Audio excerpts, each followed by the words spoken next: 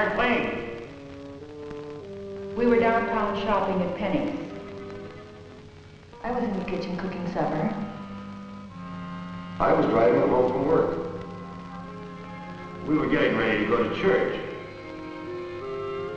It was Good Friday, you know.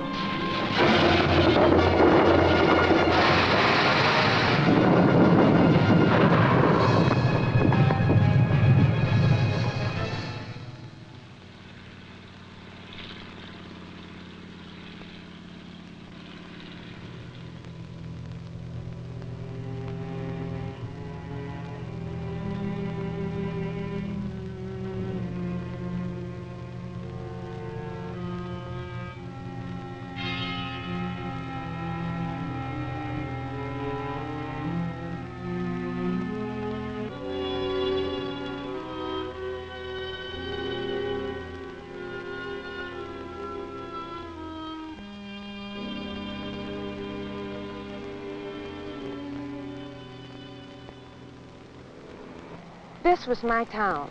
These were my people. And as I realized what massive destruction it was, I became heartsick. Electric power, telephone, all of our water and sewer were out of service. At that time, of course, the city did not know whether we would have help from other people. The disaster struck at the heart of the state. The south central area hit by the quake contains almost half the total population of Alaska. In and around Anchorage, where most Alaskans live, homes, schools, stores and offices, automobiles, business and industrial facilities were damaged or destroyed. An early survey indicated almost complete destruction of the Turn-Again residential area. Severe damage was also reported in the downtown business area. From almost the center of town, a 30-foot deep fissure ran through 4th Avenue. I couldn't get through because of the cracks in the pavement. The pavement began to crack underneath our feet. When the rumbling and the waving of the earth had ceased, we looked around and discovered that the buildings on 4th Avenue had been completely demolished. We found out the damage was severe. The city of Anchorage had been hit real hard. Of course, our communications were out throughout the state. Our power was off. Very bad reports filtered in throughout the night from the outlying areas. We did realize we'd had a very bad earthquake. Water was short. Electrical power had failed. Food stocks, it was feared, had been destroyed. In a few short minutes on that Good Friday afternoon, the lives, the health, the safety, the possessions, and even more, the hope for the future of the people in Alaska had been threatened.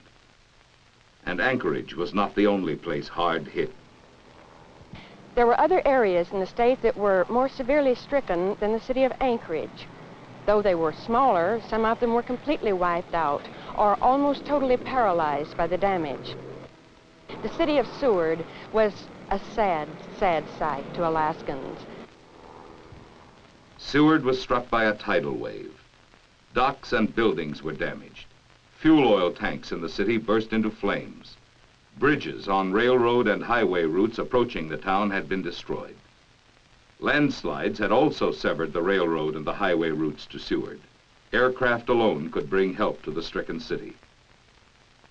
In Valdez, the waterfront was destroyed by the tidal wave that followed the quake. The business district burned. Army troops moved in to evacuate all civilians from the area. In Whittier, oil storage tanks burned out and docks were destroyed. Alaska, entirely dependent on the sea, or almost so, was left by the quake with no seaport facilities. All her docks had been destroyed. Homer was also washed by the tidal waves that followed the earthquake, small craft and other property destroyed. At Kodiak, the damage was severe. Stores, harbor facilities, homes, and the fishing craft on which these seafaring people depend for their living were destroyed. Lives were lost as the tidal wave came rolling in. Old Harbor, an Indian village on Kodiak Island, was almost completely destroyed. The homes of over 200 people swept away. At the time of the earthquake, I was away on a boat over to Port Holborn, the American whaling station that was closed down for 30 or 40 years. First, we didn't know what it was that was happening until we seen the rocks falling down from the mountains all around us. We started running away from the shore. We looked back, it was low tide, and we noticed that the tide was falling extra faster. So we gave the boat full throttle as fast as it can go to get back here to Old Harbor. It was our first thought something happened over here. We came back awful fast. We came through the channel. We noticed the village was dark. We didn't see any light plants, and we didn't see any people, which made us real scared as we came through the Narrows. We came here full speed, and just before we got to the mooring, someone noticed the people on top of the hill. I ran to our home, which was over here. I guess I can't even about point out the place where it was. It's all gone. Bad as things were for the Old Harbor Indians that night, for others they were even worse. Over 100 Alaskans were dead, or missing and believed dead. Others were injured, scores were homeless. Half the people in the state had suffered some loss. Some had lost everything they owned. But there was no disorder, no panic, no looting. Few of those most directly affected by the quake seemed to feel as helpless as they were. None seemed hopeless. And yet these people urgently needed help. It became very evident that Alaska had sustained a very severe earthquake. As the night wore on, we began to realize actually how this disaster was. And we began to wonder, does the outside world know that we have been completely cut off? From the point of view of an Alaskan, I think the word that most occupies the mind is alone. Because in Alaska, we feel very far away. Now, this feeling has been removed to a great extent by the fact that the people who have come here to help us, to find out what we need, have in fact come here. It's very reassuring to an Alaskan who feels so far away from the other United States to know that congressmen, senators, people of great import have gotten on planes and come up to Alaska to find out what has happened. On Saturday, the Office of Emergency Planning arrived on the scene. As the Office of Emergency Planning began its operations, we here in Alaska fully realized what it was to have such tremendous assistance. The Office of Emergency Planning, OEP, was created in 1961. In any peacetime emergency or disaster like this one in Alaska, OEP, as a staff arm of the President of the United States, coordinates all disaster activities of all other agencies. We naturally got to Anchorage as soon as possible after the quake, leaving Seattle-Tacoma Airport on the first available aircraft at 7:30 Saturday morning. As regional director for this area, I headed the OEP staff in Anchorage. My name is Creeth Tooley. Ray Willman, our natural disaster coordinator, was also there, as was John Makey, regional representative. We were all from OEP's Region 8 offices in Everett, Washington. Ralph Burns, natural disaster coordinator of Region 7 in Santa Rosa, California, came to Anchorage too. Our job was to coordinate plans and policies of all city, state, and federal agencies for mobilizing whatever resources might be needed to meet this particular emergency. Edward A. McDermott, director of the Office of Emergency Planning, arrived in Anchorage on the presidential plane, Air Force One, accompanied by Alaska's 2 senators, E.L. Bob Bartlett and Ernest Greening, who rushed in to meet with Governor Egan. The director met at once with city and state officials to make immediate plans for necessary help. People forget how many agencies perform the normal functions of our peacetime life, or how many different officials may come together on the spot when things go wrong. To Alaska, now there were coming, or there would come, a cabinet member, a roving ambassador, senators, members of President Johnson's Special Commission to study earthquake damage and map long-range plans for Alaska's recovery. Officials of the Red Cross, the Salvation Army, and other private organizations, as well as all those working for the many federal agencies involved in a disaster of this magnitude. The Corps of Engineers to repair flood control facilities, the Small Business Administration to make small loans, the Treasury Department to make big ones, the Department of Defense to help protect lives and property, the General Services Administration to offer surplus goods, the Public Health Service to save lives, the Department of Agriculture with surplus foods. There were people, too, from the Bureau of Public Roads, from the Federal Housing Administration, from the Department of the Interior. There would be people from the Alaskan Railroad, from the fisheries and canneries, from the big oil companies whose tanks had burned, and from other businesses and industries with facilities and investments in the damaged area. All these people and a literal host of other state and city officials and members of other private organizations had shared in the disaster and would have a hand in whatever plans would be made for Alaska's recovery. It was Mr. McDermott's job and OEP's responsibility to see that all the work of all these people and these agencies made sense. He had to see, therefore, the damage that had been done, the problems with which the staff in Anchorage would have to deal. Sometimes the air is so clear and clean in Alaska that the colors all seem true, right out of the painter's box. And the definition of every scene is as sharp and bright as a landscape laid out with a straight edge and painted by a draftsman or an engineer. The frozen mountains are there, and the ice-cold sea. That's the way things looked from the air when the earth had finally settled down once more and only trembled somewhat now and then. You could feel the challenge this country holds for its people. There was no panic.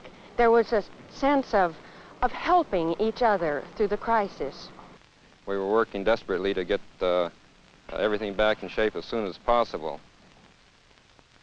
Even from the air, you could see the damage plainly enough. It was pretty severe in the Turn-Again residential area in Anchorage. It was bad in downtown Anchorage. There was only rubble now where there had been whole blocks of stores. From the air, you could see in less detail, but on a much broader scale, how badly Seward had been hit. You could see the wholesale destruction at Valdez.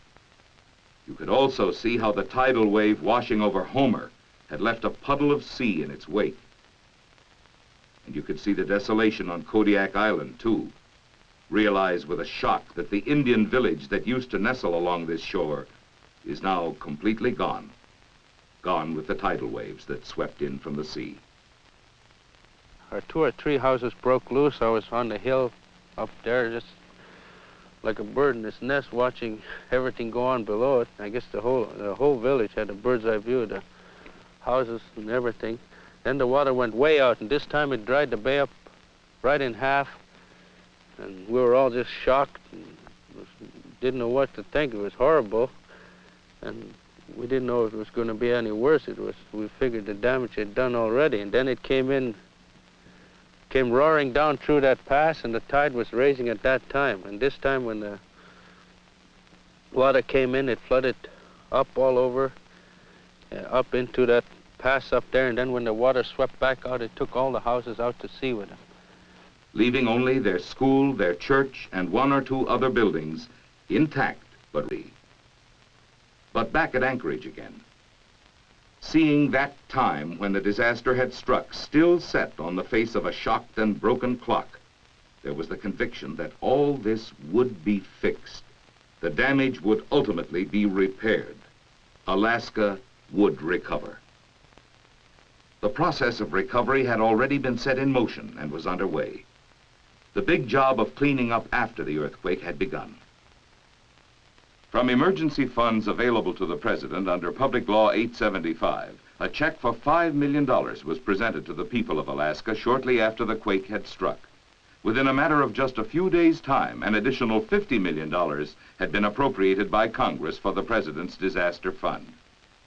On March 30th, the Monday morning, only 2 days after the catastrophe, Mr. McDermott returned to Washington to report on the effectiveness of both civil and military agencies concerned in meeting what he called perhaps the greatest natural disaster in the recorded history of North America.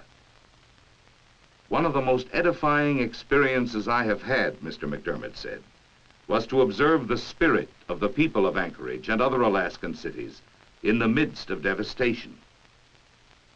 The director of each OEP regional office is delegated the responsibility for directing and coordinating federal disaster relief activities within his region. Funds made available by the President for disaster relief may be used for the following purposes: for performing protective work essential for the protection of life and property, performing emergency health and sanitation measures, clearing debris and wreckage, and making emergency repairs and temporary replacement of essential public facilities of states and local governments damaged or destroyed in such major disasters. This includes provisions for temporary housing or emergency shelter. The responsibility of OEP officials in the field centered in Anchorage. There in the City Hall Annex, the one-time school building in which their temporary office was set up, daily meetings were held. At each day's meeting, plans were made and policies set to meet the most immediate and pressing problems. Each meeting opened with a general report from Creeth Tooley, who served as the presiding officer. As of this morning, 26 people are known dead, 79 are missing and presumed dead, but this does not include the casualties in the Turnagain area. 56 have been injured and hospitalized. Damage estimates have been revised as of today to $209 million in public and $24,546,000 in private property.